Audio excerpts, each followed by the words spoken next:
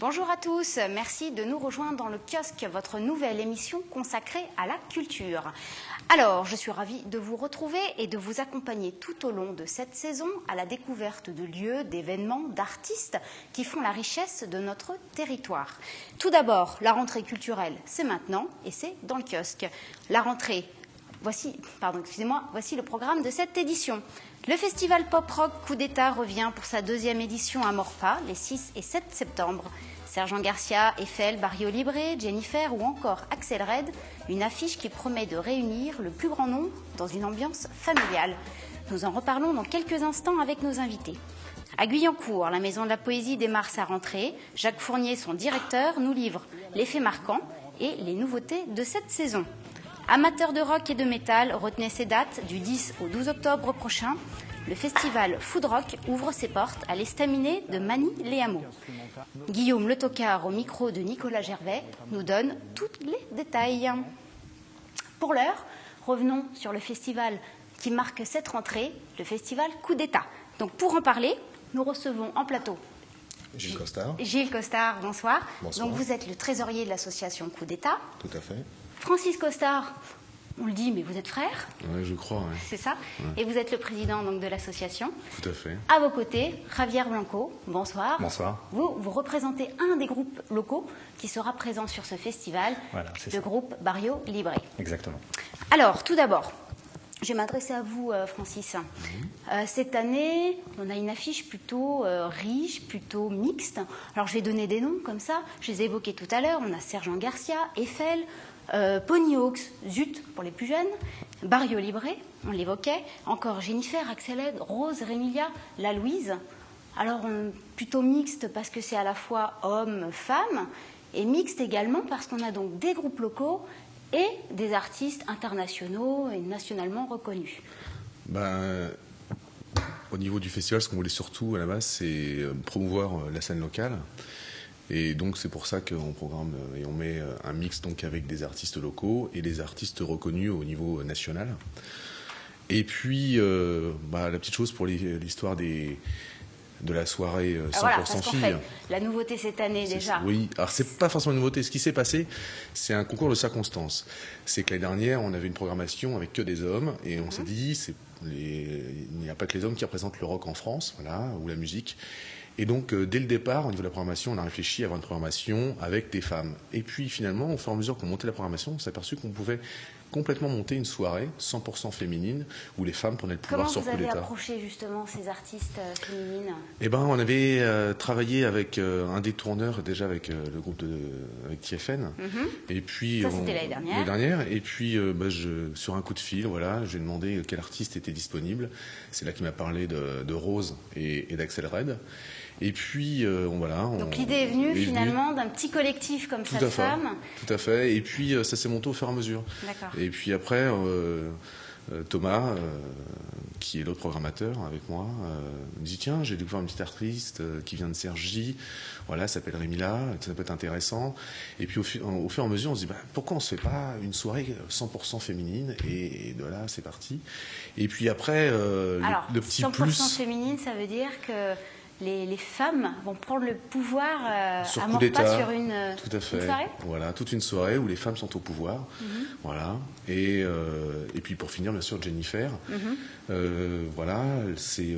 Alors on peut noter que Jennifer, c'est important parce que c'est sa dernière date.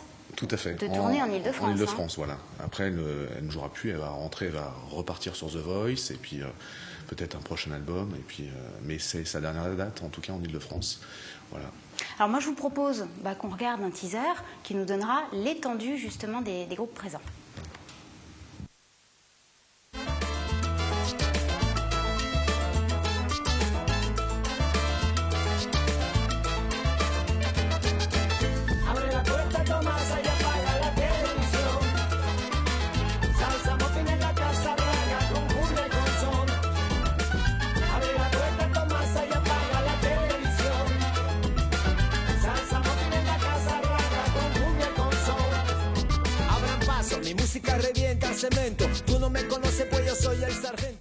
Alors Gilles Costard, dites-moi, ce festival Coup d'État s'adresse plutôt à quel type de public?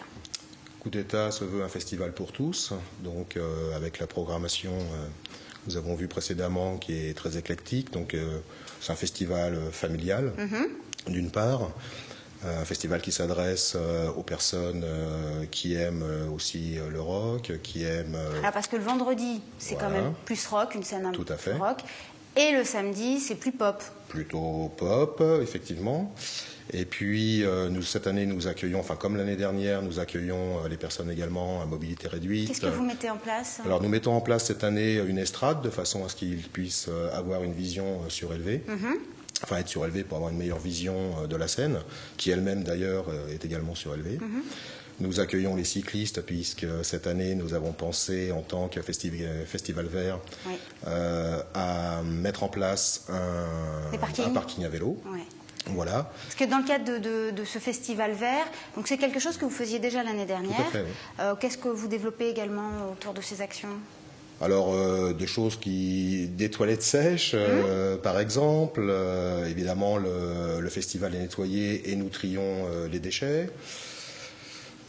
Qu'est-ce que j'oublie? Au niveau de les éco-cups, de façon à ne pas retrouver des gobelets. Non, ne pas retrouver des gobelets sur le site. Donc, des gobelets qui sont récupérés ensuite et notre fournisseur les lave. Et puis, donc, ça évite de dépenser. Enfin, ça évite surtout d'avoir des gobelets en plastique qui ensuite sont jetés. Et du tri sélectif, quoi. Et du tri sélectif, tout à fait. Alors, je parlais de restauration parce que cette année, vous mettez en place un espace aussi dédié à cette restauration qu'il n'y avait pas avant. Alors si, l'année dernière, il y avait quand même un espace, enfin du moins il y avait des ambulants, mais effectivement cette année il y a un espace assis, donc nos festivaliers pourront se restaurer confortablement. Nous avons mis en place des bancs, des tables. C'était une remarque quand vous avez faite l'année dernière. Tout à fait. Et puis après, différents types de restauration, bien évidemment. Ok, alors Javier Blanco, vous représentez Barrio Libre. Exactement. Donc c'est un groupe, vous êtes yvelinois, vous êtes trois. On est trois. Dites-nous, déjà, juste comme ça, votre nom, quelle est la signification de ce nom? Barrio Libre. Alors Barrio Libre, en fait, si on traduit littéralement, ça veut dire quartier libre. Donc d'une part, c'est le quartier libre, donc le temps dont on dispose pour faire des choses sympas, en l'occurrence répéter, faire des concerts, etc. Mais ça symbolise aussi un quartier qui serait libre. Donc un quartier, on a tendance à stigmatiser les quartiers. Là, les gens d'un quartier peuvent faire exactement la même chose que ceux des villes importantes, que ceux qui habitent à la campagne. On est libre, voilà. Donc ça donnait ça insufflait une sorte de vent de liberté qu'on trouve peut-être dans notre musique aussi. Et on trouvait que ça avait de l'impact. On aimait bien ces deux mots, Barrio Libre. Alors c'est en espagnol. La plupart de vos chansons sont écrites en espagnol. Exactement. Parce que vous êtes espagnol? Oui, je suis espagnol. L'Espagne, c'est vrai que je baigne dedans depuis que je suis tout petit, puisque je suis espagnol, mes parents sont espagnols, mon frère est espagnol, qui fait partie du groupe. Et on aime bien cette façon j'ai pas mal de facilité à écrire les textes en espagnol. Ça me parle beaucoup, mais plus ça va, plus on avance, plus on écrit en français également, plus on adapte. C'est autre chose, mais ça commence à nous plaire vraiment beaucoup. Alors comment on peut définir justement votre style musical? Le style musical, c'est très rock. On a une tendance de plus en plus rock, avec un côté un peu planant et très mélodieux. C'est ce qu'on essaie de faire, des choses qui soient dynamiques, qui soient énergiques, mais qui soient en même temps planantes et qui aillent à l'intérieur des gens. On essaie de toucher la sensibilité des gens à travers la musique et à travers les textes pour ceux qui les comprennent également. Alors les thèmes, qu'est-ce que vous abordez comme les thèmes, c'est vague, il y a beaucoup de choses. C'est surtout une sorte d'introspection parfois des gens. On essaie d'analyser un peu les comportements des gens, et pas seulement les comportements amoureux, mais aussi les relations familiales, les choses qui vont, qui ne vont pas dans la vie. C'est des réflexions alors? Plutôt des réflexions, ce ne sont pas des histoires concrètes qui vont parler de quelqu'un qui se réveille le matin, Il peut y avoir ça, mais c'est surtout plutôt une réflexion d'ordre global qui s'adapte davantage à la musique aussi, avec les envolées musicales, etc. Donc c'est un peu ce style-là. Toujours rock et parfois même festif, donc c'est en concert qu'on le voit ça. Donc voilà, vous êtes bon en live, quoi. C'est vraiment. On n'est pas bon qu'en live, on est bon vraiment partout, mais en live ça est vraiment donne. Exceptionnel, voilà. D'accord. Voilà, exactement. Alors les places, Francis, on peut les trouver encore? Oui, bien sûr. Où ça? Donc, alors dans tous les lieux habituels, donc la Fnac. Et puis dans les billetteries en ligne. Tout à fait, Digitic, WizEvent, par notre site aussi également. Il y a un lien. Auchan, Carrefour, Leclerc, tous les points de vente habituels, même certains bureaux de tabac vendent parce qu'ils ont pris le système digitique. Pour rappel, le prix des places, alors en pré-vente, c'est un peu moins cher. Oui, tout à fait. Que ça ne le sera vendredi et samedi. Donc à peu près, les tarifs, c'est 22 € un soir, 32 pour les 2 soirs. Tout à fait. En pré-vente. Ça, c'est pour le tarif normal. On fait aussi des tarifs réduits pour étudiants, demandeurs d'emploi, familles nombreuses. Et là, c'est 16 € pour un soir et 26 pour les 2 soirs. Et c'est gratuit pour les moins de 12 ans. Tout à fait. Donc c'est vraiment un festival familial. Oui. Et puis aussi, toutes les personnes à mobilité réduite qui viennent sur le festival, l'accompagnateur, bien sûr, est gratuit. D'accord. Bah, écoutez, merci beaucoup. On vous souhaite un très bon festival. On rappelle donc les dates. Ça commence vendredi soir jusqu'à samedi soir. 2 soirs de festivités, donc à Maurepas. Merci à tous les 3 d'être venus en plateau. Venez nombreux. La Maison de la Poésie, donc à Guyancourt, démarre sa nouvelle saison. Nous avons rencontré Jacques Fournier, son directeur, qui va nous révéler les faits marquants et toutes les nouveautés à découvrir. Jacques Fournier, bonjour. Bonjour. Donc vous nous recevez à la Maison de la Poésie pour nous parler de la nouvelle programmation pour cette nouvelle saison 2013-2014, donc 12e saison. Ouais. Quels sont les faits marquants?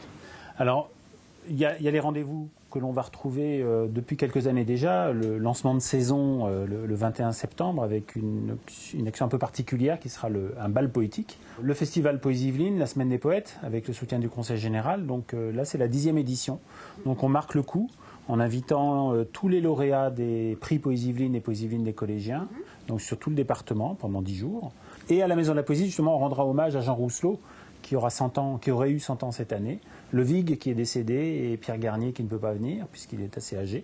Voilà, mais tout le reste se passera dans tout le département. On est à Mantes-la-Jolie, on sera à la ferme de Bel-et-Bas, on sera à Chevreuse, etc. Donc c'est une collaboration avec habituelle, avec des dizaines de collaborateurs des communes. On rendra hommage à Jean Cocteau pour le 50e anniversaire de sa disparition, puisqu'on fera avec une lecture que j'ai proposée par la compagnie PMVV, le lancement des manifestations de Maison Lafitte où est né Cocteau, hommage à Cocteau, donc avec cette lecture le 12 octobre. Voilà, donc on est vraiment un petit peu partout, mais ça c'est une habitude sur Poésie Yvelines. D'accord. Et dans les habitudes, on a aussi le Printemps des Poètes. Voilà, le Printemps des Poètes, c'est une année paire, donc c'est je dirais un simple Printemps des Poètes, mais qui commencera quand même le 3 mars, se terminera ça doit être le 29 ou 30 mars, je ne sais même plus, tellement il y aura de manifestations, quasiment un jour sur 2. On aura des lectures, des rencontres, des spectacles. Là encore, une grosse collaboration avec les partenaires du territoire de Saint-Quentin cette fois-ci, la ferme de Bel-et-Bas, la scène nationale, les médiathèques, etc. Donc voilà, on essaye d'être encore et toujours présent sur ce territoire. On l'investit, on fait en sorte de présenter la poésie là où est sa place, c'est-à-dire partout. Quelle est la programmation pour le jeune public? Alors pour le jeune public, on a des spectacles qui sont intégrés dans la programmation jeune public de Saint-Quentin en Yvelines. Alors il y aura, on va être associé au Festival du Conte en décembre avec une création de Bernard Moreau. On va suivre le Petit Poucet, mais à sa manière, de manière un peu plus peut-être plus difficile, plus dure qu'on l'entend habituellement, peut-être un retour aux sources du Petit Poucet, qui est un texte très difficile en réalité, très violent. Voilà, puis on s'associe avec la ferme de Bel-et-Bas sur sa journée Poésie de mars, avec des spectacles jeunes publics dans la journée, différentes choses qui seront proposées, dont Lucienne Deschamps et Allons enfants de la poésie qu'on a fait créer à Magny-les-Hameaux. Voilà, et puis il y aura aussi une collaboration avec Odyssée 78, la Biennale de théâtre. Il y a un projet avec Noémie Boutin au violoncelle d'entrer dans une poésie ludique, sonore, avec de la musique. Donc on va proposer le spectacle ici. Voilà. Et il y aura aussi, on va proposer, mais pour des plus grands, une découverte de Pablo Picasso, poète, à travers le travail qu'a fait Bernard Ascal, qui vient d'avoir un coup de cœur de l'Académie Charles Cros pour le merveilleux ouvrage CD plus livret plus livre sur la poésie de Pablo Picasso que peu de gens connaissent. Alors la poésie sonore, on va l'entendre aussi, ce qu'on appelle la poésie sonore, puisqu'on va accueillir Germain Reuze avec une collaboration avec l'Université de Saint-Quentin-en-Yvelines dans le cadre d'un colloque sur la poésie hors le livre. On va avoir Valérie Rousseau qui travaille beaucoup l'oralité. On va avoir comme ça on va retrouver Frédéric Wolf-Michaud pour le 3e volet de son Ainsi des bribes, cette fois-ci avec des textes de Jacques Darras, d'Homère et de Dante. Donc voilà, tout un travail sur l'oralité, sur la manière de prendre la parole par le poème pour la transmettre. Cette année, Monique Dorcel est aussi mise à l'honneur. Alors Monique Dorcel, oui, parce que c'est une grande dame du théâtre et de la poésie qui a animé créé à Bruxelles le théâtre poème qui a été un lieu mythique. Dont elle a quitté la direction il y a peu de temps. Et c'est une dame qui connaît des centaines de textes par cœur, qui a mis en scène tous les poètes contemporains et les anciens aussi. Une manière de remercier une grande dame du théâtre et de la poésie. C'est vraiment pour la remercier pour ce qu'elle fait, parce que je crois qu'elle fait partie de ces gens qui m'ont donné le goût à la poésie, mais aussi à la monstration du poème sur la scène, telle qu'elle le fait elle-même. On note aussi quelques nouveautés, notamment les jeudis de Bérénice. Ah oui, ça c'est une nouveauté. Qui est Bérénice ? Alors Bérénice, elle est un peu connue des gens de la Maison de la Poésie parce qu'elle a déjà intervenu ici. Elle est musicienne, c'est Bérénice Catala, elle est violoncelliste, elle habite Versailles. C'est une merveilleuse violoncelliste que j'ai découvert il y a quelques années. On a commencé à collaborer sur le festival Poésie Yvelines. Et puis, voilà, je lui ai lancé un pari. Je lui ai dit, écoute, j'ai envie que tu entres dans la programmation, mais en étant programmatrice. C'est-à-dire, je te propose, un jeudi par mois, de donner rendez-vous aux habitants de Saint-Quentin-en-Yvelines et des environs, ici, à la Maison de la Poésie, avec ton choix de musiciens et ton choix d'auteurs, de comédiens ou de poètes invités. Donc, une fois par mois, le deuxième jeudi du mois, à partir de janvier, même le 8 mai, puisqu'au mai ça tombe, voilà, même un jour férié, on prend le risque. Elle a invité un musicien ou une musicienne, un comédien, une comédienne, enfin voilà, elle a fait sa programmation. C'est un pari que je lui ai fait, elle a relevé le défi et je trouve ça merveilleux de travailler avec elle. À l'occasion des 50 ans du discours prononcé par Martin Luther King, la Maison de la Poésie accueille l'exposition de Sylvie Gasto, I Have a Dream. Une exposition, ou plutôt une installation sous forme sonore, disponible donc jusqu'au 18 octobre. I have a dream that one day this nation will rise up and live out the true meaning of its creed. Le 28 août 1963, résonnait à Washington le célèbre I Have a Dream. 50 ans plus tard, à Guyancourt, la Maison de la Poésie rend hommage au discours de Martin Luther King, à son rêve éveillé d'un monde meilleur. Elle accueille jusqu'au 18 octobre une exposition sous forme d'installation sonore originale et participative. On a demandé à Sylvie Gasto, une dentelière du son, de collecter des sons un petit peu partout, ce qu'elle a fait merveilleusement puisqu'elle a demandé à des poètes et à des gens de lire le texte de Martin Luther King dans une vingtaine de langues différentes, dont du gaulois par exemple, du grec, de l'espagnol, de l'arabe, etc. Et on va retrouver tout ça, plus tout le travail d'enregistrement qu'elle a pu faire dans les collèges et les lycées et les écoles tout au long de l'année sur la thématique du rêve, et surtout du rêve qui correspond à nos missions, c'est-à-dire montrer que la poésie est une parole d'unité, une parole de paix, une parole de réconciliation. C'est un vrai pouvoir civique que possède la poésie, et donc elle le met en avant. Objets d'époque, bandes d'archives, poèmes, traductions, documentaires, autant d'éléments qui ponctuent la découverte du visiteur. Ce qui m'intéressait par-dessus tout dans ce discours, c'était les langues. C'était de faire converser les peuples, de travailler sur l'écoute entre les langues, entre les peuples, au sein même des langues avec les accents. Je suis partie avec l'idée d'enregistrer le discours dans plein de langues différentes.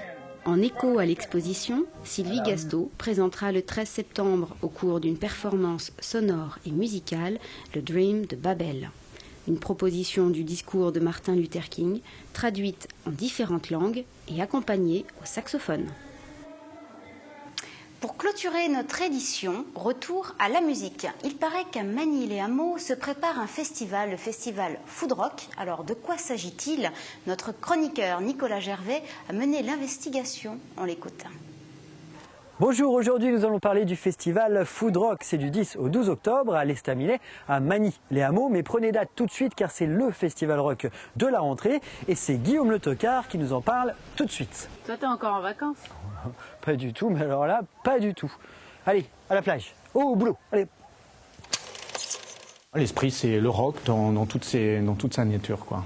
Notre ambition, c'est d'être assez éclectique. Donc on peut avoir du punk, on peut avoir du rock assez pop, on va aller jusqu'au métal. Les 2 premières éditions étaient assez métal, puisqu'on avait beaucoup de connexions dans ce milieu-là. Et puis cette année, on s'ouvre un peu plus, on a quelques exclus.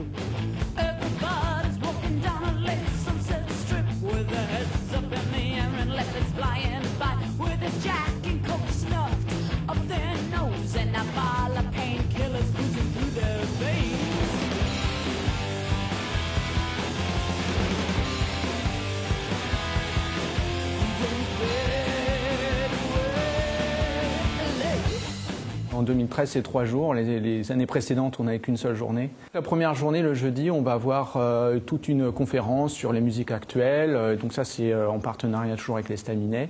Le vendredi, on va vraiment rentrer dans le vif du sujet avec des concerts, avec 4 groupes. Donc ça va commencer aux alentours de 18h avec un premier groupe très local qui est The Probs, qui cartonne pas mal, qui a gagné pas mal de concours aux alentours. On va voir Abinaya, un groupe pareil de la région parisienne, donc qui est plutôt métal, tribal, avec pas mal de percus.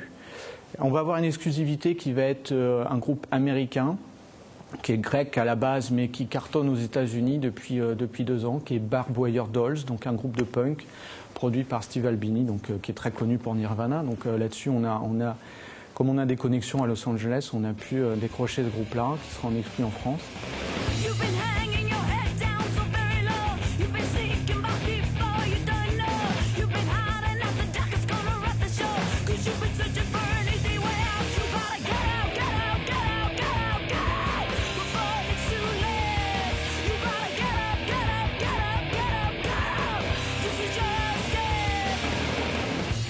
Et on finira sur Deportivo le vendredi soir, donc en apothéose avec ce groupe finalement assez connu dans le coin. Dans mes prisons invisibles, quand j'aimais tout gâcher, I was waiting for you, I was waiting for you. Attends, je vais t'apprendre ici. Il n'y a rien à comprendre.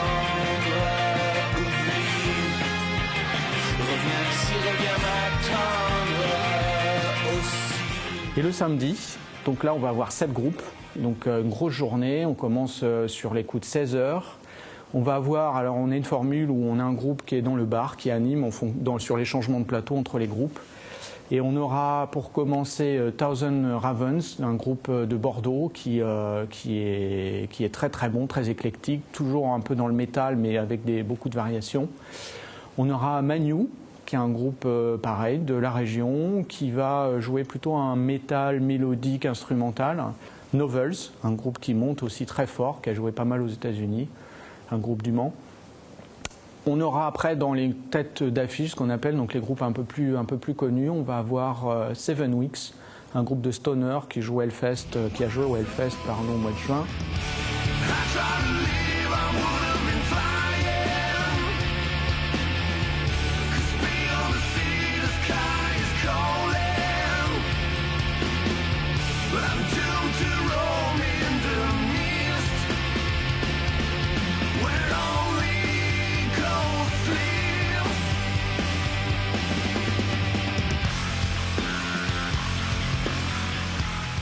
On va avoir Bukowski qui, pareil, et commence à être assez, et même plutôt très connu sur la scène métal.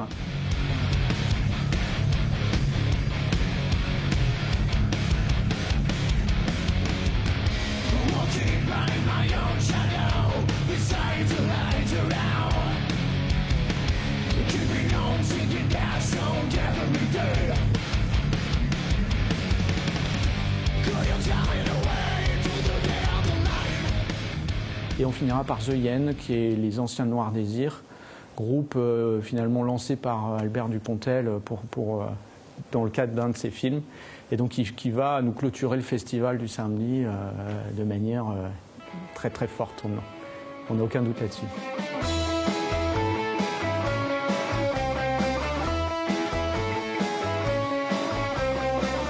Ça en jette grave la voiture de sport. 18 cylindres en verre, pare-choc en or.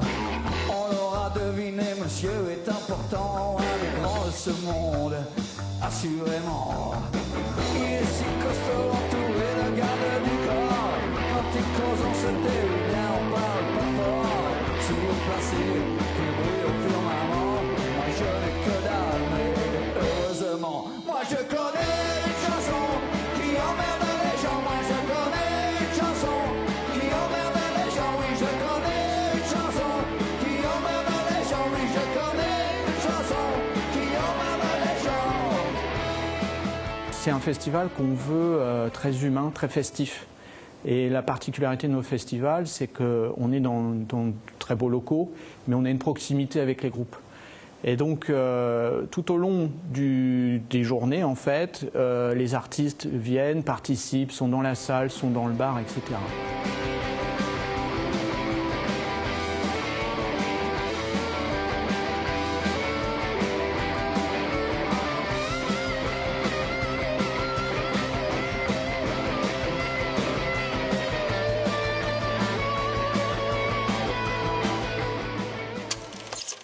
Et voilà, à vous les studios, à vous Cognac J, Pat Le Guen, tu me renvoies sur Aurélia, s'il te plaît. Merci Nicolas. Donc nous retrouverons d'ailleurs chaque semaine dans le kiosque. Je vous remercie de nous avoir suivis donc sur TV Fil. Je vous retrouve mercredi prochain en direct à 18h30. À bientôt.